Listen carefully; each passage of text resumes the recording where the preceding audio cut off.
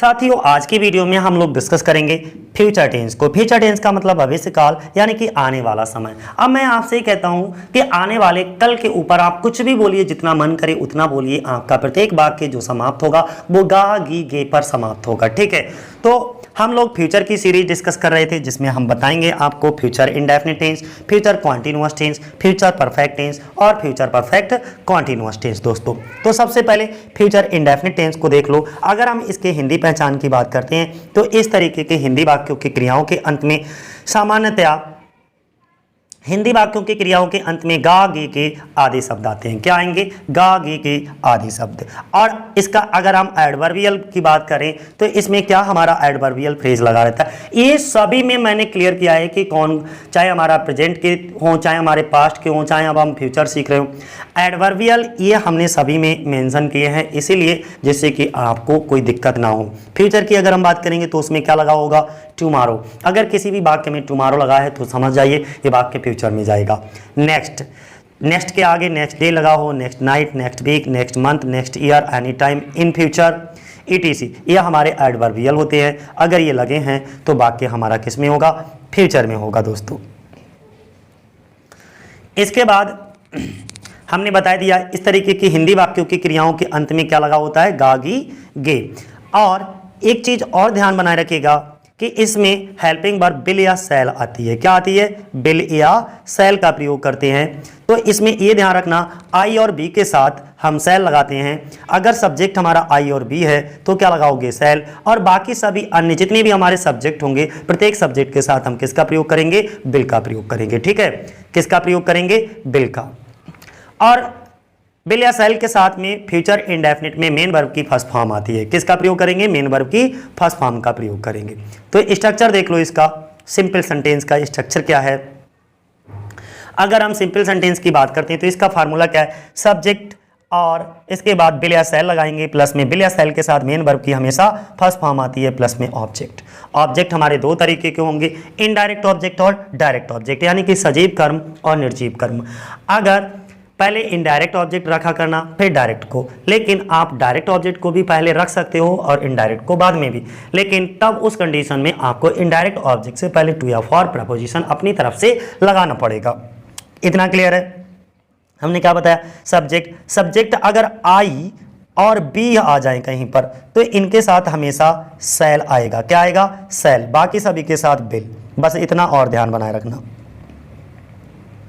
Example देखो, कल हम वैष्णो देवी मंदिर जाएंगे तो बी सेल, आई और बी के साथ सेल, और ये सब्जेक्ट हो गया, ये हेल्पिंग वर्ब होगी, ये हमारी मेन वर्ब की फर्स्ट फॉर्म होगी, क्योंकि बिल या सेल के साथ में हमेशा मेन वर्ब की फर्स्ट फॉर्म आती है। तो we shall go to the temple. और कौन से टेम्पल? आप वैष्णो देवी। कल हम वैष्णो देवी के मंदिर जाएंगे। अगला दूसरा एग्जाम्पल देखिए, तुम इस कक्षा का के प्रतिनिधित्वकर्ता बनोगे तो यू विल बी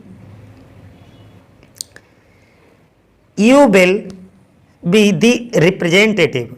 ठीक है, आप दिस क्लास। बिल के साथ में मेन वर्ब की फर्स्ट फॉर्म, और बी क्या है? हमारी मेन वर्ब की फर्स्ट फॉर्म है, ध्यान रखना। नहीं तो बिल भी सेल भी वाला समझ लो कि बिल भी सेल भी प्लस वर्ब की फर्स्ट फॉर्म है, ऐसा नहीं है। ठीक है, और the representative of the class. अगला, वह मेरा इंतजार करेगा तो he will wait for me. बाकी सभी के साथ जो भी आई और बी को छोड़ करके बाकी अन्य सभी सब्जेक्ट के साथ हम बिल का प्रयोग करते हैं। नेगेटिव में कुछ नहीं करना है, सब कुछ वैसा ही है। बिल या सेल जो हमारी हेल्पिंग वर्ब है उसके बाद नॉट और जोड़ दीजिएगा, यानी कि मेन वर्ब और हेल्पिंग वर्ब के बीच में क्या लग जाएगा? नॉट। नेगेटिव बन जाएगा। ठीक है, नेगेटिव बनाने में कोई मुश्किल काम नहीं है, बहुत सरल है। बस इतना ध्यान रखना, अगर वाक्य हिंदी का वाक्य हमारा गा गी गी पर खत्म है तो समझ जाओ ये फ्यूचर इंडेफिनिट टेंस है। और फ्यूचर इंडेफिनिट टेंस में हम बिल या सेल प्लस में वर्ब की फर्स्ट फॉर्म में वर्ब की फर्स्ट फॉर्म का प्रयोग करते हैं। और नेगेटिव आ जाए तो बिल या सेल के बाद में नॉट प्लस वर्ब की फर्स्ट फॉर्म। इंट्रोगेटिव आ जाए तो बिल या सेल को सब्जेक्ट से पहले। और क्यों, कहाँ, कब, कैसे, कोई भी क्वेश्चन वर्ड वाक्य के बीच में आ जाए तो उनकी अंग्रेजी वाक्य में सबसे पहले। ये कुछ affirmative, negative, interrogative type 1, interrogative type 2, कौन या किसने, कौन नहीं, किसने नहीं, कितना, कितनी, कितने, ये सब हमारे वाक्य होते हैं हिंदी ट्रांसलेशन में। ठीक है, बाकी डिटेल से हमारी चर्चा क्लास में भी होती रहती है, तो आपको जब ट्रांसलेशन पढ़ाए जाएंगे तो क्लास में बहुत डिटेल से पढ़ाया भी जाएगा, साथ साथ में आपकी प्रैक्टिस भी चलेगी। ये तो आपको एक ओरली है कि आपको बेसिक जानकारी टेंस के बारे में होना चाहिए। ऐसा नहीं है क्लास में बैठे हो तो बस मुंह देख रहे हो, ठीक है, ऐसा नहीं होना चाहिए। आपको बेसिक जानकारी टेंसेस के बारे में होना चाहिए। ये वीडियो मैं इसी पर्पज से, इसी उद्देश्य के साथ बना रहा हूँ कि जैसे कि पहले से देख करके इनके बारे में थोड़ी सी बेसिक जानकारी ले लो। अगला देखो, वे टीम में नहीं खेलेंगे तो they will not play with the team या इन द टीम, ठीक है। वे टीम के साथ नहीं खेलेंगे, इसका मतलब वो टीम में नहीं खेलेंगे। तुम इस घर में नहीं रहोगे तो you will not live in this house. मैं आपसे बात नहीं करूंगा, गा गी गे सभी में, इसमें भी गा गी गे, इसमें भी गा गी गे, अगर कहीं पर भी गा गी गे आ जाए तो समझ जाओ फ्यूचर इंडेफिनिट है। तो हम विल या शैल प्लस में वर्ब की फर्स्ट फॉर्म का प्रयोग करेंगे। आई और बी के साथ शैल, बाकी सभी के साथ will. I shall not talk to you, मैं तुमसे बातचीत नहीं करूंगा। मैंने क्या बताया, इंट्रोगेटिव में भाई ये सब पहले आ जाता है, यानी कि हेल्पिंग वर्ब को सब्जेक्ट से पहले उठा करके रख दो, विल या शैल प्लस में सब्जेक्ट प्लस में मेन वर्ब की फर्स्ट फॉर्म प्लस में ऑब्जेक्ट ईटीसी। अगर ये कब हेल्पिंग वर्ब कैसे कब रखी जाएगी, जब कोई भी हिंदी का वाक्य क्या शब्द से शुरू हो।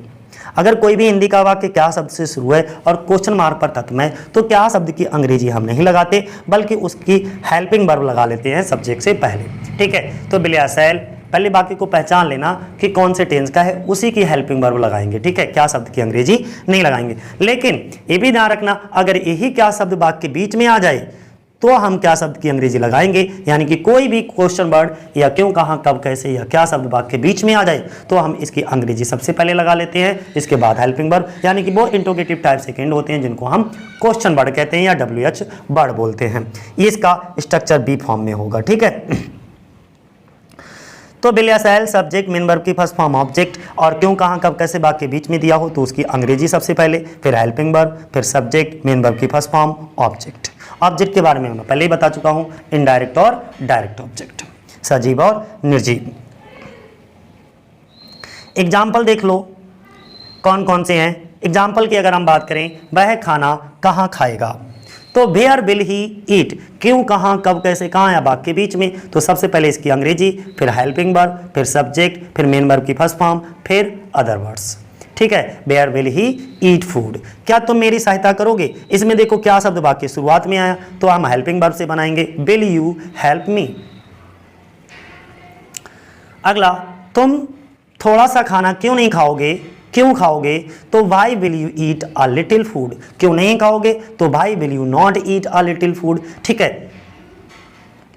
अगला, इंट्रोगेटिव नेगेटिव कहीं आ जाए, अगर कहीं पर भी इंट्रोगेटिव नेगेटिव दे रखा है, ठीक है, तो हमें टेंशन लेने की जरूरत नहीं। ये इंट्रोगेटिव वाला अगर आपने अच्छे से सीख रखा है तो सब्जेक्ट के बाद में क्या जुड़ जाएगा, सिर्फ नॉट और जुड़ जाएगा, यानी कि विल या शैल प्लस में सब्जेक्ट प्लस में नॉट प्लस में मेन वर्ब की फर्स्ट फॉर्म ऑब्जेक्ट और ETC।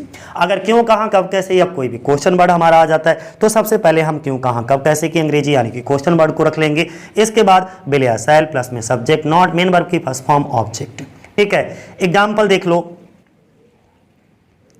जैसे कुछ विद्यार्थी कल विद्यालय क्यों नहीं आएंगे, कुछ विद्यार्थी कल विद्यालय क्यों नहीं आएंगे, तो why will some students not come to school tomorrow, why will some students not come to school tomorrow, ठीक है।